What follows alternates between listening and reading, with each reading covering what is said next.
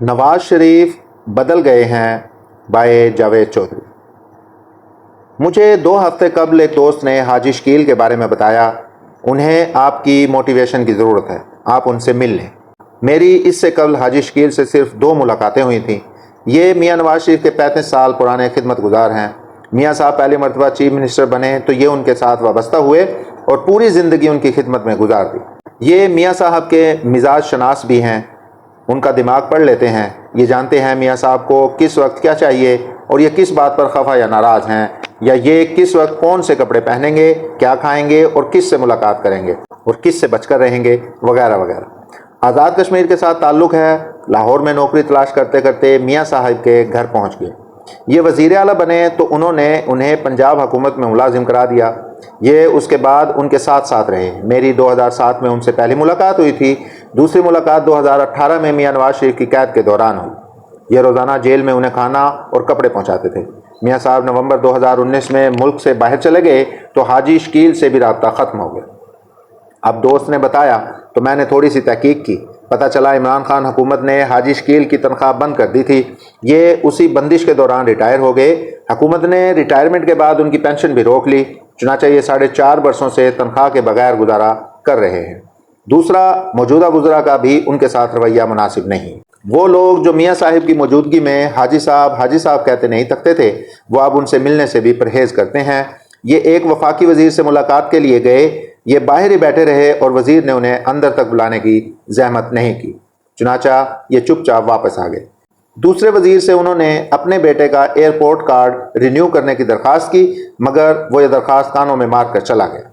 ये दिल गिरफ्ता हो गए और ये उसके बाद मुलाकात के लिए किसी के पास नहीं गए। ये मियाँ नवाज शरीफ को बेतहाशा मिस भी करते हैं, लिहाजा डिप्रेशन का शिकार है। मैंने ये तफसीलात जानकर उन्हें फ़ोन किया और चाय की दावत दे दी। ये दूसरे दिन मेरे पास आ गए। मैंने उनसे डरते डरते तनख्वाह और पेंशन के बारे में पूछा। मेरा ख्याल था मैं मोहसिन नकवी साहब से दरख्वास्त करके उनका ये मसला हल करा दूंगा, मगर उनके जवाब ने मुझे हैरान कर दिया। उनका कहना था रिज़्क़ का ज़िम्मेदार अल्लाह ताला है, वो जब चाहेगा मेरा मसला उस दिन हल हो जाएगा। आप प्लीज़ किसी से मेरी सिफारिश ना कीजिएगा। मैंने गुजारे का पूछा तो उनका जवाब था अल्हम्दुलिल्लाह मेरा बेटा और बेटी बरसरे रोज़गार हैं, उनकी तनख्वाहों से बहुत अच्छा गुजारा हो जाता है, मुझे किसी भी चीज़ की ज़रूरत नहीं। मैंने वज़रा के रवैये के बारे में पूछा तो उनका जवाब था मेरी किसी से कोई शिकायत नहीं, कोई गिला नहीं, ये सब वक्त वक्त की बातें हैं, वो वक्त नहीं रहा तो ये भी नहीं रहेगा। मैंने इसरार किया मगर उन्होंने वज़रा का नाम बताने से इनकार कर दिया।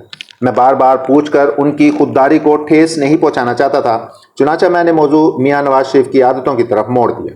हाजी शकील खुश हो गए और ये इस खुशी में बोलते चले गए। उनका कहना था मियाँ साहब हर वक्त बावजू रहते हैं और कुरान मजीद की तिलावत करते रहते हैं। मैं उनके लिए पॉकेट साइज़ का कुरान मजीद जेब में रखता था। ये जब भी काम के दौरान मेरी तरफ देखते थे मैं फ़ौरन कुरान मजीद उनकी तरफ बढ़ा देता था और ये कुरान मजीद को चूम कर तिलावत शुरू कर देते थे। उनके साथ रहकर मैं भी हर वक्त बावजू रहने लगा और कुरान मजीद का वो नुस्खा इस वक्त भी मेरी जेब में है। मैंने पूछा मेरा ख्याल है मियाँ साहेब बे इंतहा सफाई पसंद हैं। ये फ़ौरन बोले बे इंतहा, कमरे या ऑफिस में जिस जगह गर्द होगी उनकी नज़रें सीधी वहाँ जाएंगी। मैंने कभी उन्हें अपने बेडरूम में जूता लेकर जाते नहीं देखा। वो हमेशा जूते बाहर उतार कर अपने बेडरूम में जाते हैं। कपड़ों की सफाई का भी बहुत ख्याल रखते हैं। मैंने उन्हें कभी गंदे कपड़ों में नहीं देखा। शेव के बगैर कमरे से नहीं निकलते। मैंने पूछा क्या ये ज़्यादा खाते हैं? ये हंस कर बोले ये उनके बारे में प्रोपेगंडा है। मैंने उन्हें कभी निहारी और पाए खाते नहीं देखा। ये आलू गोश्त पसंद करते हैं। ये सख्त गुस्से में भी किसी से बदतमीज़ी नहीं करते, बस उनका चेहरा सुर्ख हो जाता है। आजिज़ी और तमीज़ बहुत ज़्यादा है। मुलाजमों को भी आप कहकर मुखातिब करते हैं।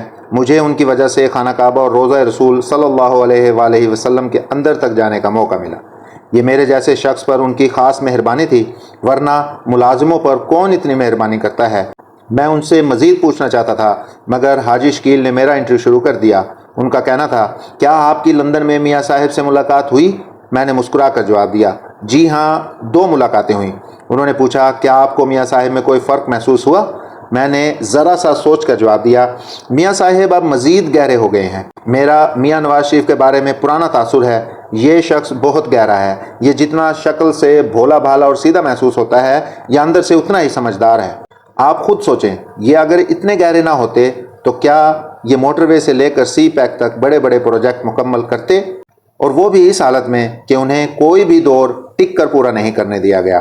یہ ہر دور میں اپنی ٹوپی سنبھالتے رہے، مگر یہ اس کے باوجود ڈیلیور کر گئے۔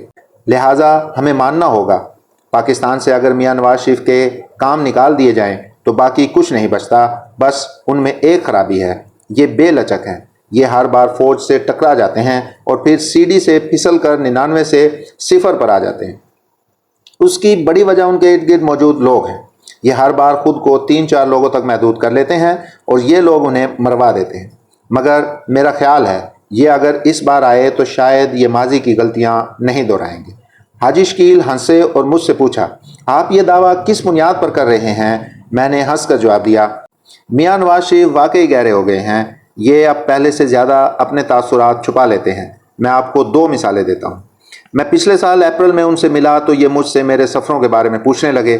میں نے انہیں بتایا میں تبت بھی گیا ہوا ہوں۔ انہوں نے اس میں گہری دلچسپی لی اور مجھ سے پوچھا لہٰذا کتنی بلندی پر ہے؟ میں نے جواب دیا 10,000 میٹر۔ انہوں نے حیرت سے میری طرف دیکھا اور پوچھا 10,000 میٹر یا فٹ؟ میں نے کہا میٹر۔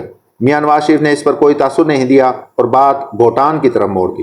حاجی شکیل حیرت سے میری طرف دیکھ کر بولے، مجھے آپ کی بات سمجھ نہیں آئی۔ میں نے کہہ لگا کر جواب دیا، یہ ایک صحافیانہ واردات تھی۔ ہم صحافی دوسروں کو انگیج کرنے کے لیے عموماً کوئی ایسی سویپنگ اسٹیٹمنٹ دے دیتے ہیں جس کے بعد دوسرا شخص بحث شروع کر دیتا ہے اور یوں ہمیں لکھنے اور بولنے کا میٹیریل مل جاتا ہے۔ میرے دعوے میں 10,000 میٹر کا فقرہ اہم تھا۔ دنیا کا بلند ترین مقام ماؤنٹ ایوریسٹ ہے اور اس کی بلندی بھی 8,850 میٹر ہے، لہذا 10,000 میٹر کا سوال ہی پیدا نہیں ہوتا تھا۔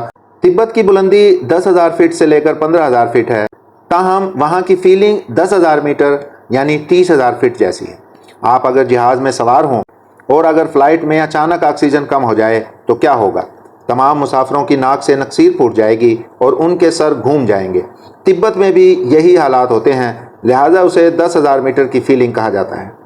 میرا خیال تھا میاں صاحب میری اسٹیٹمنٹ کو چیلنج کریں گے اور یوں بات چل پڑے گی، مگر انہوں نے میری بات سنی اور کوئی کراس کویسچن نہیں کیا، یہ اسے ویل لیفٹ کر گئے۔ حاجی شکیل نے ہنس کر کہا، یہ ان کی پرانی عادت ہے، یہ بحث میں نہیں پڑتے، بس چپ چاپ سنتے رہتے ہیں۔ میں نے بتایا دوسرا واقعہ ستمبر 2022 کی ملاقات میں پیش آیا۔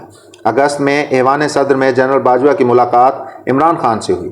میں ستمبر میں میاں صاحب کے آفس میں ان کے کھانے کی میز پر بیٹھا تھا۔ ان کے ایک ساتھی نے پوچھا، جنرل باجوہ اور عمران خان کی ملاقات کا کیا نتیجہ نکلا؟ میں نے جواب دیا، میری اطلاع کے مطابق جنرل باجوہ اور عمران خان میں کوئی ملاقات نہیں ہوئی۔ وہ صاحب ڈٹ گئے اور انہوں نے ملاقات کی تفصیل بتانا شروع کر دی۔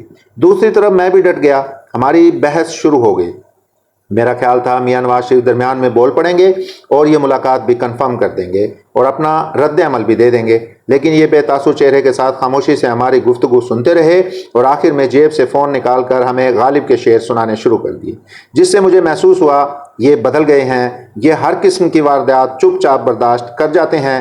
حاجی شکیل نے کہا لگایا اور یہ دیر تک ہنستے چلے گئے۔